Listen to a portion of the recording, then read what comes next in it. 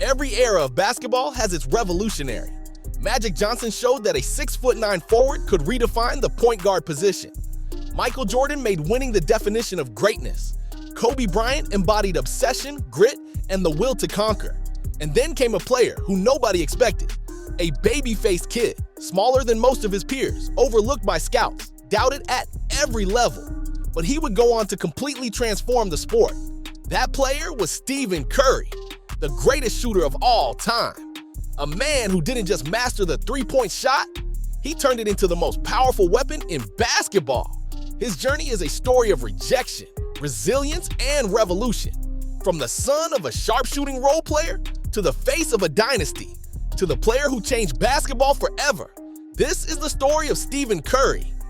Steph Curry was born in 1988 in Akron, Ohio, the very same hospital where LeBron James was born. But while LeBron was built like a prodigy, Curry was not. There was nothing about his size or build as a kid that screamed future superstar. But what he did have was a household built for greatness. His father, Del Curry, was no ordinary role player.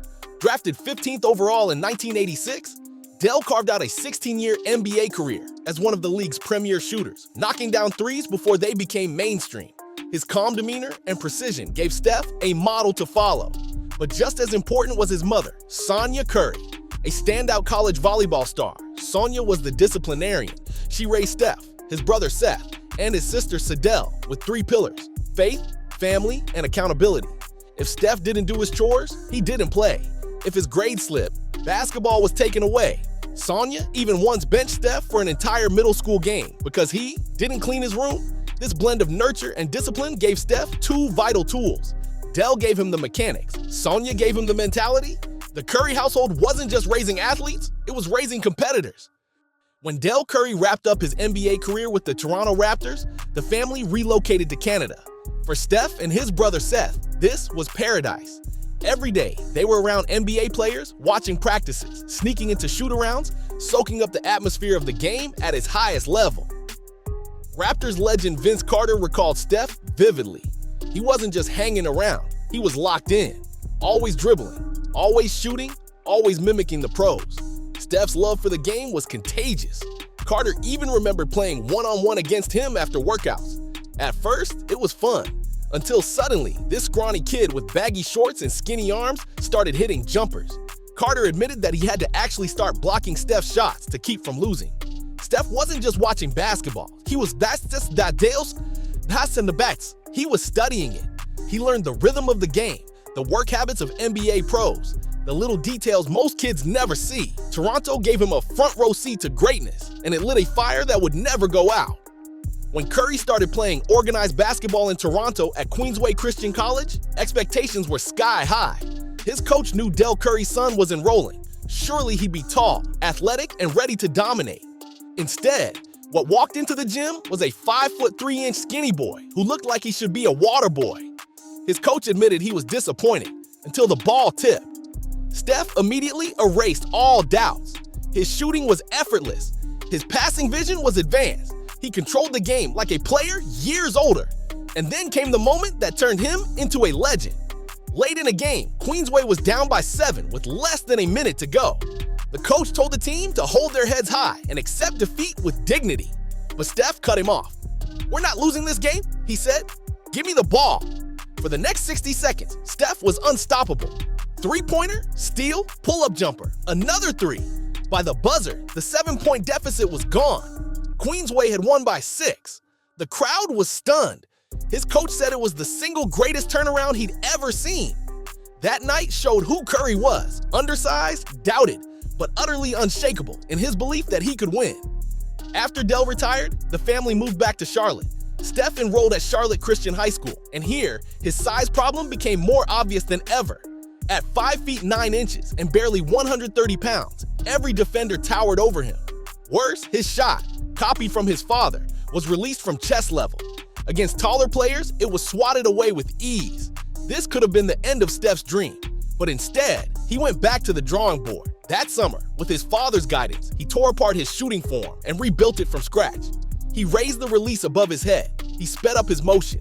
He drilled it until the muscle memory was second nature. Day after day, hour after hour, in gyms, on driveways, even at night under poor lighting, Steph worked until his shot became his superpower. By his senior year, he had one of the fastest, purest releases in the country. At Charlotte Christian, he became All-State, leading his team to 3 conference titles and deep playoff runs. He wasn't tall, he wasn't flashy, but every time he rose to shoot, it was automatic. Steph Curry was no longer just Del Curry's son. He was becoming a star in his own right. By the time he graduated high school, Steph wanted one thing: to play for Virginia Tech, just like his dad. He went to tryouts, impressed coaches with his shooting, and thought the offer was coming. But when he went home, the phone never rang. Virginia Tech decided he was too small, too skinny, too weak for the ACC. At best, he'd get a walk-on spot. For many players, that would have been the breaking point. But Bob McKillop, the head coach at Davidson, saw what others didn't. He didn't just see Steph's shot. He saw his poise under pressure, his body language when things went wrong, his ability to keep fighting when shots weren't falling. McKillop recruited Steph relentlessly, and Sonia Curry, the strictest evaluator in the family, grilled him with questions. Would he keep Steph accountable? Would he push him? Would he protect him from being overlooked again? McKillop passed the test. Davidson landed the greatest recruiting steal of its era. A skinny kid nobody wanted would soon put a tiny college on the national map. As a freshman, Steph Curry wasted no time. He broke the NCAA freshman record for three-pointers in a season. He elevated Davidson from a 64% win program to an 85% winner. Opponents who once dismissed Davidson suddenly feared them. But more than the numbers, Steph brought energy, swagger, and a sense of belief. Fans packed the small gym. Every time he touched the ball, anticipation filled the air. He wasn't just a freshman phenom. He was about to become a March Madness legend. The 2008 NCAA tournament was Curry's national coming out party. In the opening round against Gonzaga, he scored 40 points, dropping 8 threes and shocking the nation. In the second round against Georgetown, Davidson trailed by 17 at halftime. Curry took over, scoring 25 in the second half, erasing the deficit and leading Davidson to a stunning upset. Then came Wisconsin. Curry scored 33 points in a rout, carrying Davidson into the Elite Eight. The country was hooked. This skinny, baby-faced guard had dragged a mid-major school to the doorstep of the Final Four. In the Elite Eight, Davidson faced Kansas, the tournament's #1 seed. Curry still poured in 25 points, but Davidson fell just 2 points short. Kansas would go on to win the national championship. Steph's run ended there, but his legend was sealed. The world now knew his name. Steph returned for his junior year, determined to expand his game. He transitioned into a point guard, running the offense, setting up teammates, and proving he could do more than just shoot. But defenses knew who he was now. Some games, teams threw double and triple teams at him, sometimes holding him scoreless. But Curry never folded.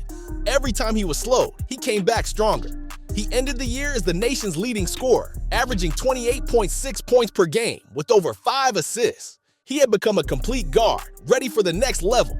In 2009, Curry declared for the NBA draft.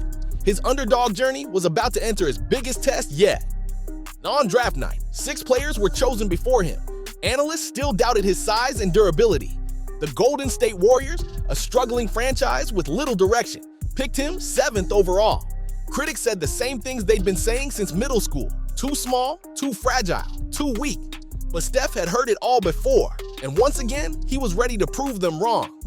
Steph Curry didn't just survive in the NBA, he changed it forever.